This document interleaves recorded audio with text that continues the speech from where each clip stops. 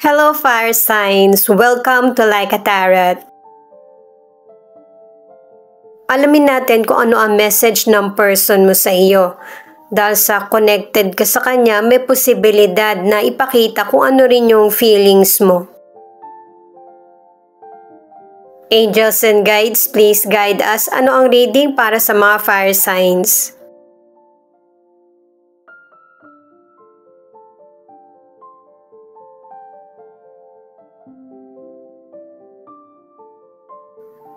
It's over. Bakit kaya natapos agad?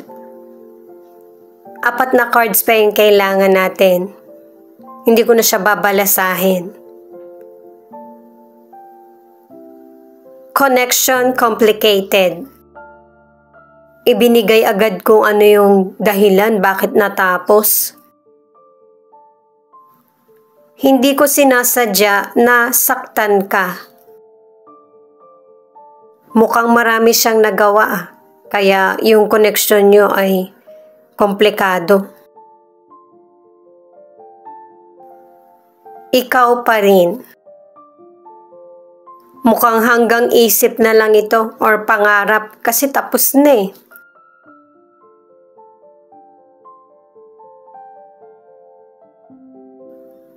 Casual relationship.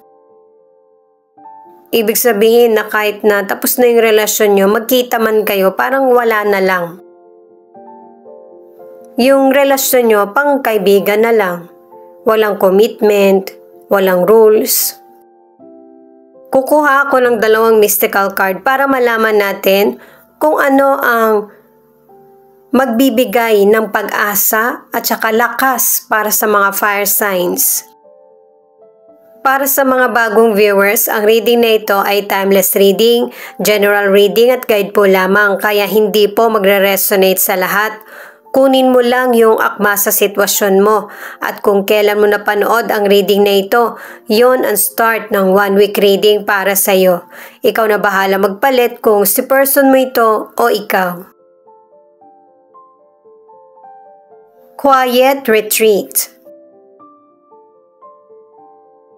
I-distansya mo muna ang sarili mo sa karamihan para magkaroon ka ng tamang solution sa problems mo o kaya matutunan mo kung ano talaga yung totoong feelings mo.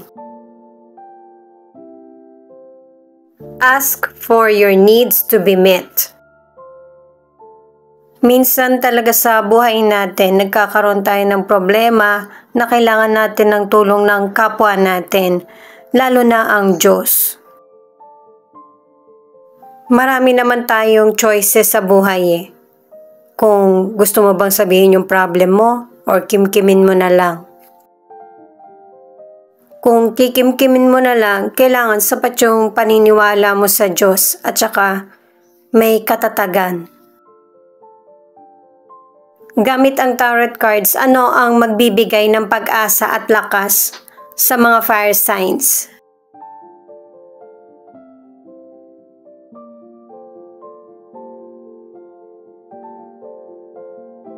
Two of Pentacles, Page of Cups in reverse, at Queen of Cups.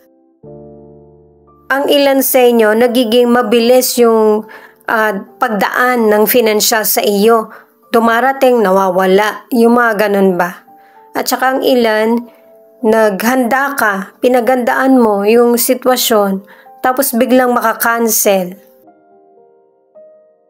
Ang advice ng mga cards ay huwag kang magpaka-focus sa moods mo kasi 2 cards na yung nagsasabi niyan. At saka makisimpatya sa sitwasyon, mas piliin yung kapayapaan kasi yun yung mas hindi stressful. At mas makakakita ka ng pag-asa at saka lakas ng loob para masolusyonan kung ano man yung sitwasyon mo. Sa career, ang ilan sa inyo, nagkakaroon ka ng iba't ibang oportunidad. Patungkol man ito sa career mo, sa trabaho, sa negosyo. At ang advice ng mga cards, gawin mo yung mga bagay na gusto mo, na kaya mong balansehin. trabaho man ito or negosyo. At saka ang advice sa career, kailangan mas mag-focus ka sa investment mo, sa business mo, para mapaunlad mo ito. Sa ngayon, steady lang yung ilan sa inyo patungkol sa trabaho mo. Sa mga nasa relationship, ang advice ng mga cards, i-priority mo yung relasyon mo. Kasi ang ilan sa inyo sa relasyon, hindi mo na ibibigay yung sapat na atensyon sa person mo, na yun talaga yung kailangan niya, yung totoong love, at saka oras. At para sa ilan na nasa relationship, suriin mo kung bakit nag-iba ang behavior ng person mo. 1-3. Your angels are reminding you to stay positive. Focus on the positive things in your life and keep optimistic thoughts. Kaya pinagfo-focus ka sa positibo kasi ang ilan sa inyo nagkaroon ng heartbreak or breakup. Pero ang advice ng mga cards, hindi lang naman yung person may kasalanan dito. Pareho kayong may responsibilidad. It is safe for you to receive. Ang ibig sabihin nito, yung biyaya na naishishare mo sa iba ay maibabalik din sa iyo. Bountiful nature. Kailangan makakonekta ka sa mundo at saka sa kapwa mo, para hindi ka lang nafo-focus sa iilang bagay na nangyayari sa buhay mo. Sa mga single, gusto mo magkaroon ng relasyon, pero base sa mga cards, hindi mo ito mabibigyan ng mas maraming atensyon.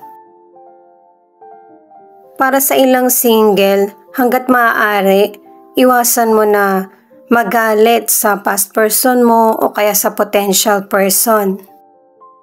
Mas lalo ka lang mahihirapan makahanap ng true love kapag may gumugulo sa isip or puso mo.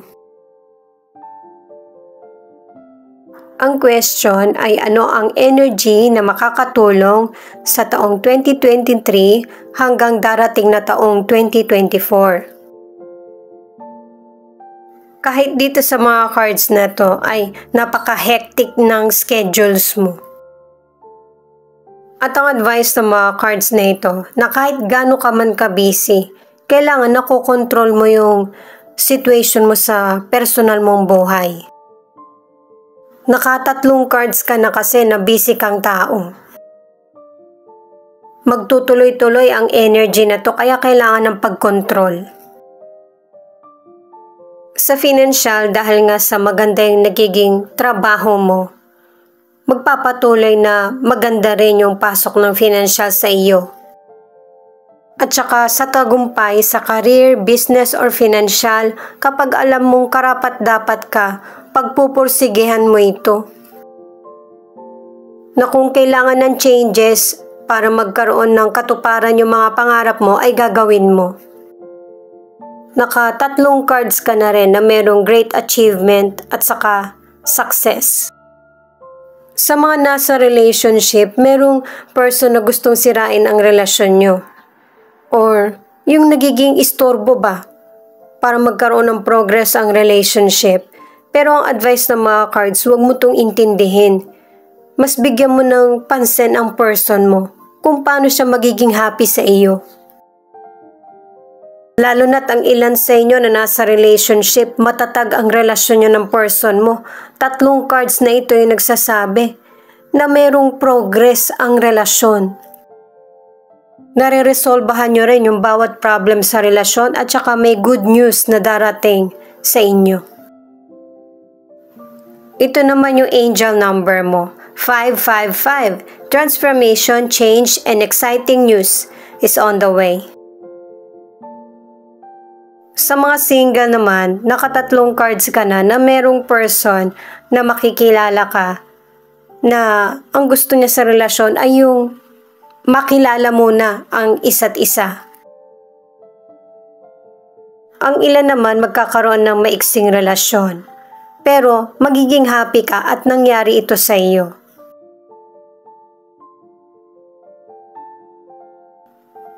Blackout distractions.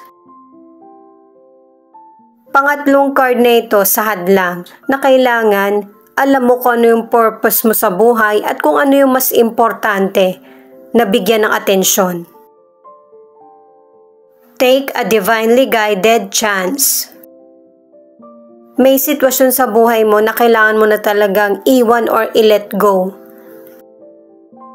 para may dumating na bago at saka mas meaningful na oportunidad. Ituloy ko lang para sa mga single na may potential person ka makikilala pero itong person na ito, hindi siya ready para sa long-term na commitment o kaya yung pagpapakasal. Magkaiba kayo ng pananaw kasi sumasabay itong potential person sa kung ano yung panahon ngayon. Meron din kasi siyang takot na paano kung hindi ka na happy sa kanya. Pareho kayong hindi makakawala kung susunod sa tradisyon. Ito yung mga cards para sa ano ang message ng spirit guide mo. The Magician, Temperance, at King of Cups. Ang message ng spirit guide mo ay yung magkaroon ng control, nakatatlong cards ka na, yung maunawaan yung mga bagay na gusto mo, magtiwala sa sarili, at saka moderation.